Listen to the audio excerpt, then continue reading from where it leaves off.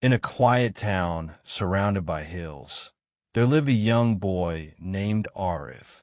Ariv wasn't the strongest, he wasn't the fastest, and he certainly wasn't the smartest in his class. But he had a dream. Every evening, he would stand on the old wooden bridge near his house and watch the trains rush past. He dreamed of becoming an engineer, someone who could build machines that carried thousands of people toward their destinations. Whenever he shared his dream, people laughed. You? You can barely pass mathematics. Be realistic. Slowly, their words began to echo louder than his dreams. One day, after receiving the lowest score in class yet again, Ariv walked home defeated. He threw his school bag into a corner and muttered, "Maybe they're right. Maybe I'm just not good enough."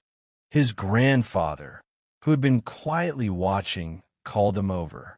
"Do you know," his grandfather said gently, "how trains move?" "Because of engines," Ariv replied weakly. "Yes," his grandfather smiled. "And what powers the engine?" "Fuel."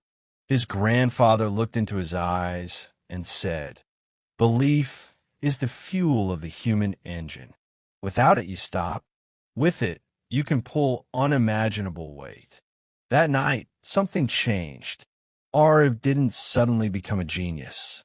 He didn't magically understand every math problem, but he started believing. Instead of saying, "I can't do this," he began saying, "I can't do this yet." Instead of quitting after one mistake, he tried one more time. When classmates mocked him, he stayed silent, not because he agreed, but because he had decided their voices would not be louder than his own. Months turned into years. There were failures. There were tears. There were nights when giving up felt easier. But belief kept whispering, "Try again."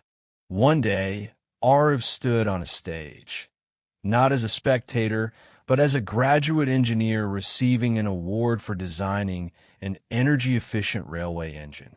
As applause filled the hall, he remembered that small boy on the wooden bridge. The boy who wasn't the strongest. The boy who wasn't the smartest. But the boy who chose to believe.